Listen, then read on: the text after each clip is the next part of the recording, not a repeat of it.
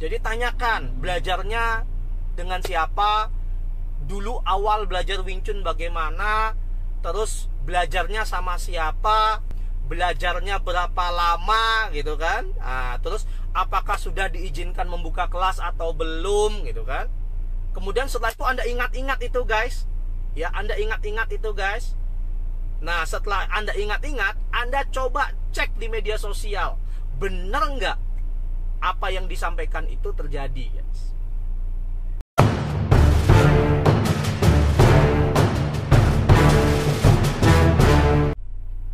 Hai. Aduh, baru live ya. Para Wing Chun lover yang ada di Indonesia dan juga para Wing Chun lover yang ada di seluruh dunia, tapi khususnya yang mengerti bahasa Indonesia. Jumpa lagi dengan saya di program acara My WSL Wing Chun Journey. Kali ini guys, kita akan membawakan sebuah tema yang unik. Masuk satu demi satu. Kali ini kita akan membawakan sebuah tema yang unik guys. Tema yang unik, tema yang menarik, tema yang akan memberikan kita banyak knowledge, dan juga sebuah tema yang mungkin akan menjadi gatel-gatel untuk sebagian orang. Namun seperti biasa, kami berkomitmen untuk menghadirkan kepada Anda pengetahuan yang benar tentang Wing Chun, khususnya Yip Man Wing Chun. Tema kita hari ini yaitu tes dulu sifunya. Waduh. Waalaikumsalam Mas Wandi, Mas Agus, wave, hai. Kita sapa dulu sebelum kita mulai materinya. Jadi tema kali ini kita akan membahas tentang bagaimana kita mengetes dulu seorang sifu yang mengajar di kelas-kelas Wing Chun. Oke. Kenapa ini harus perlu guys? Karena jangan sampai kita sudah ikut berlatih selama 2 tahun, 3 tahun, 4 tahun, 5 tahun. Sifu David tersesat 10 tahun. Jadi kita sudah berlatih lama, kemudian kita baru sadar, kemudian kita menyesal. Mau pindah, nah salah gitu kan. Karena kita udah latihan lama, kita udah merasa senior. Tapi kalau tidak pindah, kita juga tahu kalau ini salah. Apalagi kalau kita sudah punya kelas guys. Itu lebih berat lagi guys. Jadi pastikan bahwa kita sebelum masuk ke dalam sebuah tempat, sebuah kelas, sebuah perguruan, apalagi Wing Chun yang melabelkan nama Wing Chun gitu, pastikan kita mengetes dulu sifunya. Ekstrim ya kesannya ya. Jadi ini bukan ekstrim guys. Kita akan ceritakan bagaimana cara mengetes seorang sifu. Apakah benar sifu itu kredibel, qualified ya, dan kompeten dalam mengajarkan Wing Chun, yang dimana Wing Chun ini sebagai sistem bertarung guys. Oke ya. Jadi yang pertama adalah kita harus tahu dulu sifu ini siapa gitu. Jadi sifu itu apa sih gitu. Oke, nyimak, terima kasih. Mas Martinus selamat datang. Abu Ahmad Al-Sinjawi ya, terima kasih sudah nyimak. Jadi kita akan membahas pertama sifu itu siapa gitu ya. Sifu secara dialektika Mandarin itu arti sederhananya adalah seorang bapak dan seorang mentor. Sederhana ya, seorang bapak dan seorang mentor. Jadi dari dua bahasan itu guys, kita harusnya paham bahwa seorang sifu yang pertama dia harus jadi seorang bapak. Bapak itu maksudnya adalah mereka harus jadi pribadi yang mengayomi guys. Bapak itu artinya kita harus jadi role model. Oke, seperti saya ketika berjumpa dengan Sifu David, beliau adalah sebuah tipikal role model yang luar biasa sekali. Saya sangat adore sekali dengan beliau. Begitupun dengan Sifu David terhadap Wong Shun Leung waktu itu, beliau sangat mencintai sifunya. Sehingga arti dari seorang bapak ini dapat. Kita menganggap seorang bapak sebagai sifu ini adalah sebagai tempat kita untuk berdiskusi, sebagai tempat kita untuk ngobrol, ada kedekatan hati satu sama lain. Nah, yang kedua, arti dari sifu ya, itu artinya adalah mentor.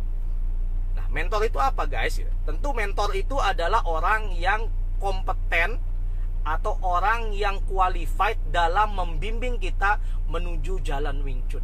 Wah, gaya ya. Ada yang wave, kita wave dulu. Oke, menuju jalan Wing Chun. Selamat datang Mas Deden, Indrajaya. Jadi seorang sifu selain juga bisa jadi seorang bapak, dia juga harus memiliki kompetensi, knowledge atau pengetahuan, dan juga best practice, maksudnya adalah praktek untuk mengajarkan Wing Chun-nya itu kepada orang-orang yang percaya dengan mereka. Nah, sehingga sifu ini sebenarnya tidak ringan. Ada gabungan antara kompetensi, ya. Kompetensi itu artinya atau knowledge, gabungan dari pengetahuan yang kita miliki tentang Wing Chun, sehingga kita bisa mengajarkan Wing Chun itu dengan pakem yang benar. Karena salah sedikit strukturnya, guys, Wing Chun itu nggak ada manfaatnya. Terus yang kedua, dia punya skill. Skill itu maksudnya adalah dia punya experience, guys. Jadi ketika kita berlatih dengan seorang sifu, pastikan seorang sifu itu pernah mengujikan Wing Chun-nya di tempat lain gitu loh. Sehingga dia punya skill benar untuk mengaplikasikan Wing Chun-nya ya di tempat lain, entah dengan sesama praktisi Wing Chun atau dengan praktisi bela diri lain, tapi dia tahu bagaimana cara mempraktekkan Wing Chun-nya itu sehingga Wing Chun-nya itu tidak hanya teori tapi juga praktek di lapangannya. Dan yang ketiga, seorang sifu itu juga harus mengandung nilai-nilai yang namanya attitude. Salah satu attitude yang paling sering nampak dari seorang praktisi Wing Chun ya, itu adalah rasa tanggung jawabnya yang tinggi, guys. Nanti kita akan bahas di belakang ya. Namun cilakanya, guys, tidak semua sifu seperti itu. Oke. Ada sebagian sifu yang menggunakan Wing Chun hanya untuk mencari kehidupan. Itu tidak salah, guys. Itu tidak dikatakan salah, namun akan menjadi salah ketika itu menjadi prioritas utama. Tetap prioritas utamanya itu praktisi bela diri silat namun jatuh hati. Datang, Mas. Oke. Jadi sampai mana tadi sampai ya? Jadi gini, jadi banyak orang tidak salah ya menjadikan itu sebagai sumber penghidupan. Sama seperti Sifu David, beliau juga pekerjaannya adalah full time pengajar dari Wing Chun. Namun Wing Chun itu tidak menghasilkan, itu tidak dijadikan sebagai prioritas utama. Prioritas utamanya itu adalah melatih, menularkan kompetensi, menularkan knowledge, dan yang kedua adalah mengajarkan best practice skillnya seperti apa. Oke ya, itu seorang sifu seharusnya. Nah, kita masuk ke the best part of this program, gitu ya. Bagaimana mengetes seorang sifu? Oke, Bayu Wisnawa. Wah, ya. Bayu Wisnawa ini pernah kontakkan sama kita di Bali ya. Kebetulan saya orang Bali, kalau nggak salah ya. Jadi, bagaimana mengetes seorang sifu, gitu ya. Jadi jangan dianggap bahwa kita bicara ngetes seorang sifu langsung ajak berantem. Enggak, guys. Jadi ada 4 ya. Jadi ada 4 cara kita mengetes seorang sifu, guys. Sehingga ketika Anda masuk ke dalam sebuah kelas yang berlabel dengan nama Wing Chun gitu kan, ada 4 cara untuk mengetes seorang sifu. Anda bisa menggunakan salah 1, salah 2, salah 3, atau salah 4-nya ya. Bila perlu gunakan salah 4-nya. Keempat-empatnya bisa dipakai. Yang nomor 1, guys, kita masuk ya. Yang nomor 1, ketika kita ingin mengetes seorang sifu ya, yang nomor 1 itu adalah kita harus mengetes knowledge-nya terlebih dahulu. Kita harus mengetes pengetahuannya tentang teori-teori Wing Chun. Jadi saran saya, kalau Anda ingin cari kelas Wing Chun, sebisa mungkin ya, sebisa mungkin, guys, kalau Anda ingin cari kelas Wing Chun, sebisa mungkin saya bilang banyak-banyak baca terlebih dahulu. Begitu banyak artikel tentang Wing Chun, begitu banyak posting-posting yang berhubungan dengan Wing Chun. Cari yang kredibel, baca artikelnya sehingga kita paham, minimal secara knowledge kita tahu. Itulah yang diminta oleh Sifu David ketika saya datang ke kelas beliau. Sehingga ketika kita datang ke kelas Wing Chun gitu ya, ke kelas seseorang yang melabelkan dengan Wing Chun, kita datang tidak kosong nih, kepala kita tidak kosong guys. Kita harus sudah punya knowledge-nya. Kita baca artikel, kemudian ada majalah yang dibuat oleh rekan saya WSL Wing Chun ya, Eric Lilier. Jadi namanya Wing Chun Illustrated, itu juga bagus. Cari aja Wing Chun Illustrated. Di sana banyak sekali artikel-artikel, atau Anda silahkan cari artikel dari banyak praktisi-praktisi yang sering menulis, atau praktisi-praktisi yang dengan berbaik hati berbagi mengenai knowledge Wing Chun-nya. Banyak sekali di YouTube juga banyak. Tapi pastikan ketika Anda masuk ke kelas sebuah Wing Chun, Anda harus sudah punya knowledge-nya, sehingga Anda tidak nol. Sehingga ketika kita datang sana, kita tanya macam-macam terhadap sifunya ya, kita tahu nih, kita bisa menilai sifu ini sebenarnya paham nggak sih dengan konsep Wing Chun gitu kan. Karena knowledge Wing Chun itu luar biasa. Wing Chun itu fisika guys. Jadi kalau kita tidak bisa menjelaskan Wing Chun dengan cara fisika ya, yang terjadi adalah konsepnya akan hilang. Andrew Ma pernah bilang sama kita bahwa sedikit aja perbedaan sudut yang terjadi di sendinya, maka itu akan mempengaruhi powernya sangat besar. Jadi yang nomor satu guys, kalau kita ingin mengetes seorang sifu, tanya knowledge-nya. Minimal yang paling sederhana aja, tanya arti-artinya ya, atau enggak yang kedua tanya aplikasinya gimana gitu. Arti-artinya lah paling gampang.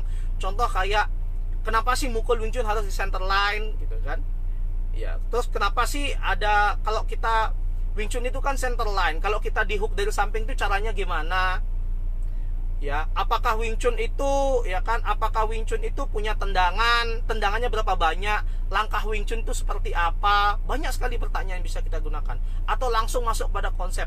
Saya lihat itu ada yang Chisao itu apa sih, konsep apa aja sih yang dipakai dalam Chisao. Atau kita langsung masuk konsep seperti Tanzao itu apa, Bongsao itu apa. Jadi tanyakan pada mereka tentang konsep-konsep Wing Chun. Sah nggak itu guys? Sah. Jawabannya adalah sah. Seorang sifu Wing Chun yang baik itu pasti akan dengan senang hati menerangkan itu kepada Anda. Karena apa? Karena yang mereka inginkan adalah orang yang datang itu terbuka matanya untuk mempelajari Wing Chun dengan cara yang benar guys. Oke? Jadi nomor satu, tidak usah malu ketika Anda datang ke sebuah kelas, Anda tanya knowledge sifunya seperti apa. Itu nomor satu ya. Jadi cek dulu pengetahuan Wing Chun dari sifu tempat Anda datang belajar ya. Yang nomor dua, nah itu baru satu guys, tadi ada 4 ya. Yang nomor dua itu adalah cek silsilah keilmuannya guys. Jadi Indonesia ini unik. Sekali saya kita bilang Indonesia ini unik. Kalau Anda ingin datang ke sebuah kelas atau sebuah perguruan Wing Chun, saran saya tanyakan silsilahnya. Oke. Jadi tidak benar kalau orang bilang bahwa belajar Wing Chun itu nggak penting silsilah.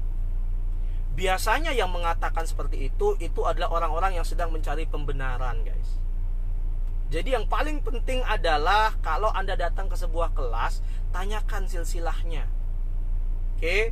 Jadi tanyakan belajarnya dengan siapa, dulu awal belajar Wing Chun bagaimana, terus belajarnya sama siapa, belajarnya berapa lama gitu kan. Nah, terus apakah sudah diizinkan membuka kelas atau belum gitu kan.